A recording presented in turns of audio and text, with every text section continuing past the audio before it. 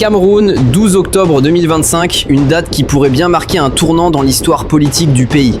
Alors que la tension monte à l'approche de l'élection présidentielle, un événement inattendu vient de secouer la scène nationale et internationale. Depuis le 18 septembre, une vidéo explosive publiée sur TikTok par nul autre que Brenda Biya, la fille unique du président Paul Biya, enflamme les réseaux sociaux. Des millions de vues en un temps record, des débats enflammés dans les foyers, dans les rues, dans la diaspora. C'est un véritable tremblement de terre politique qui s'annonce. Mais attention, ce n'est pas une simple polémique, car lorsqu'une voix issue du cercle le plus intime du pouvoir s'exprime publiquement, le choc est toujours immense. Pourquoi Brenda Biya a-t-elle choisi de parler maintenant ? Pourquoi, à quelques semaines d'une présidentielle déjà annoncée comme la plus tendue de ces dernières décennies ? Et surtout, qu'a-t-elle voulu révéler à la face du monde ? Restez avec nous, car ce que vous allez découvrir dans les prochaines minutes est tout simplement inédit.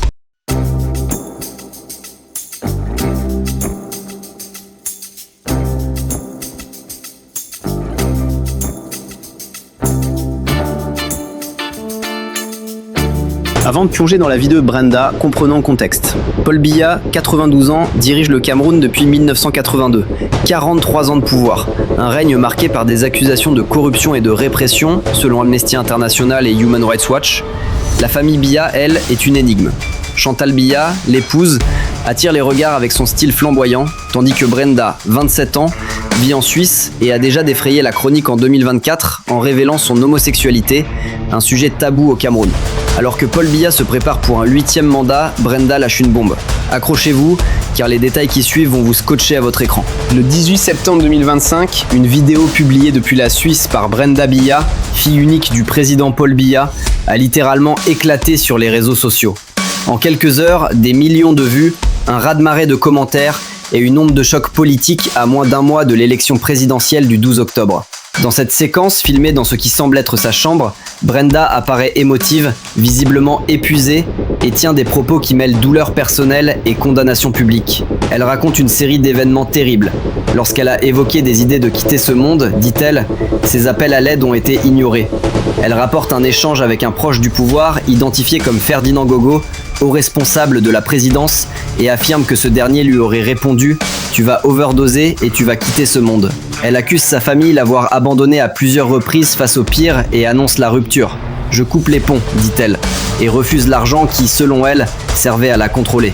Pour finir, elle lance un appel politique direct. « Je ne voterai pas Paul Biya ». Suivons la vidéo et retrouvons-nous après pour une analyse profonde de celle-ci.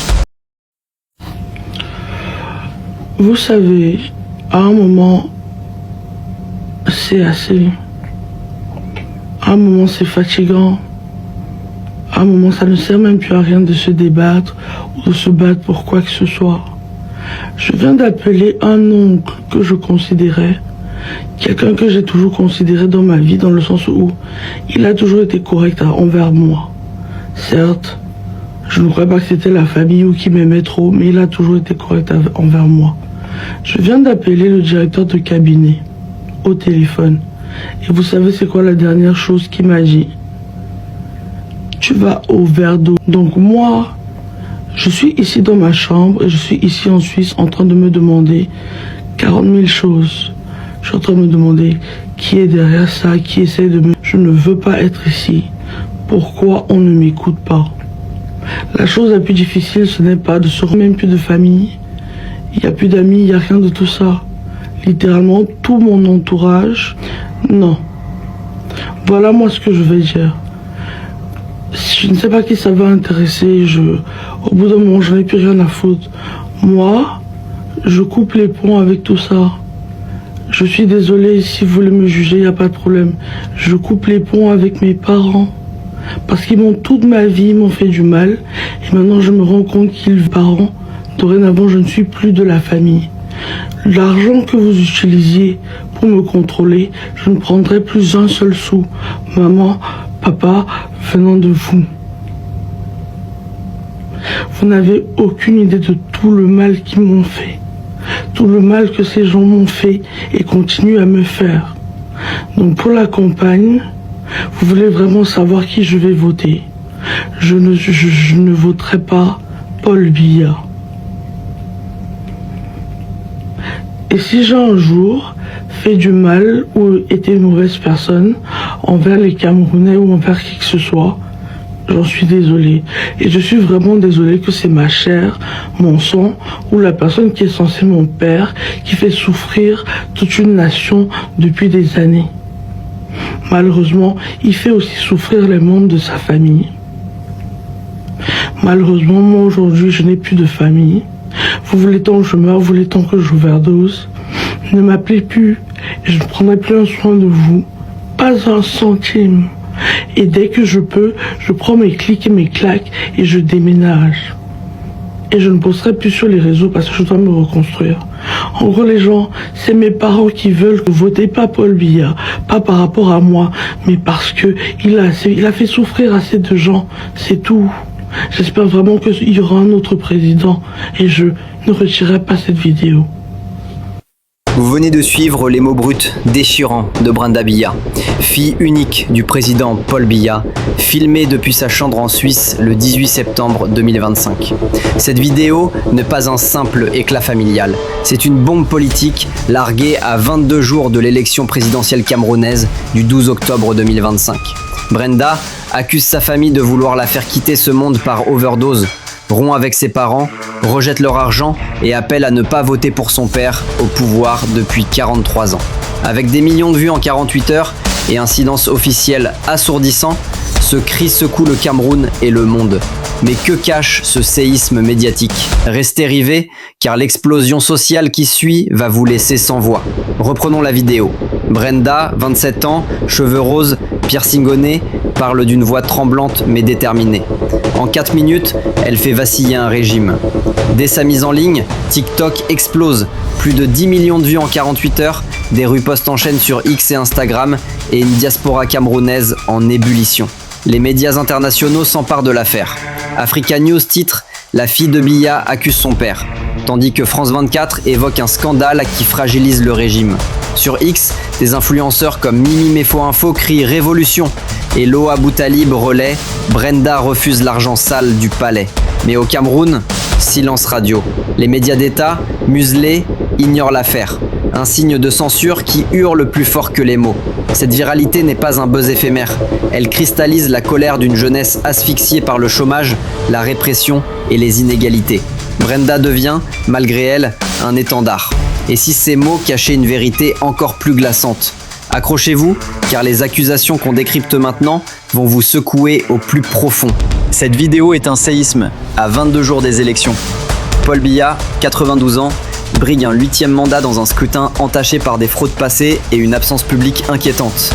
Brenda dynamique l'image de cohésion. Si sa propre fille dénonce ses souffrances, comment unifier un pays fracturé par les crises anglophones, l'insécurité au nord et une économie en ruine?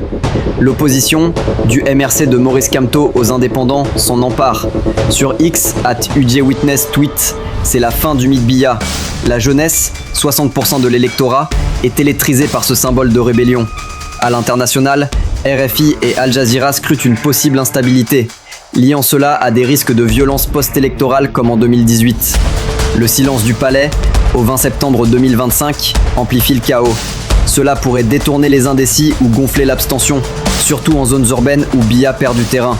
Mais derrière ces jeux de pouvoir, une tragédie humaine émerge. Ne zappez pas, car l'histoire de Brenda qui suit va vous briser le cœur et vous forcer à réfléchir. Oubliez les urnes un instant. Brenda est une jeune femme en détresse, piégée dans une cage dorée. Elle parle de quitter ce monde, d'un contrôle par l'argent familial, d'un abandon total. Ces mots résonnent chez des millions de Camerounais, écrasés par 60% de chômage et des inégalités criantes. Icons News parle du prix du pouvoir, des dynasties brisées, comme chez Kadhafi ou Mobutu. Sur X, @richfrankel74550 salue son refus de l'argent sale.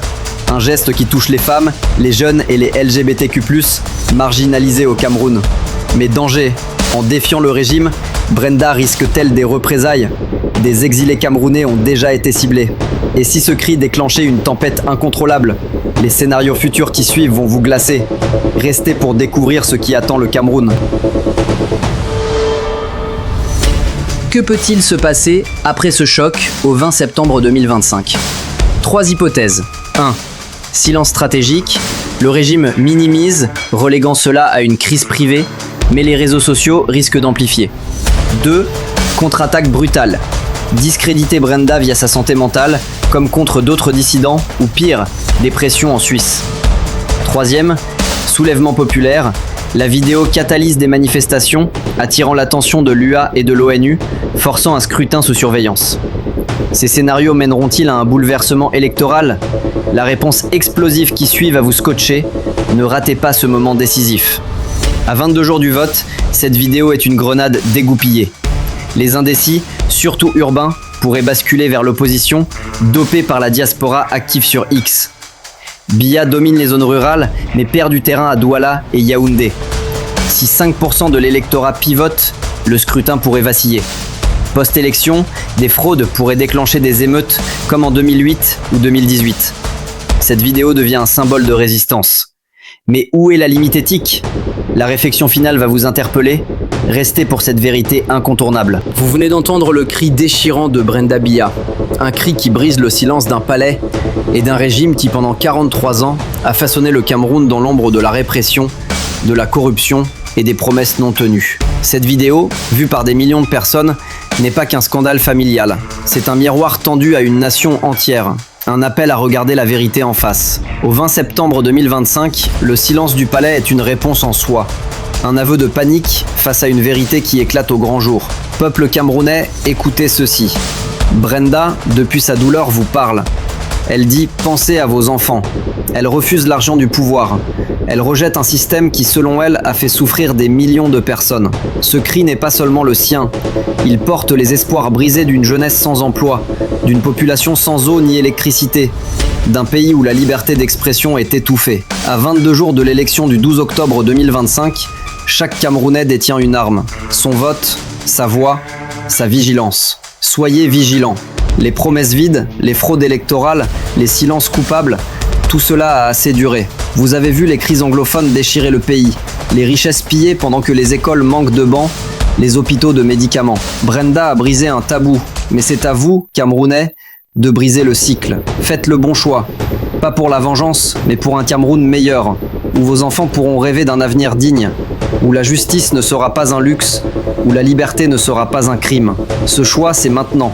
Allez aux urnes, mais allez-y les yeux ouverts. Surveillez chaque bureau de vote, chaque bulletin, chaque annonce.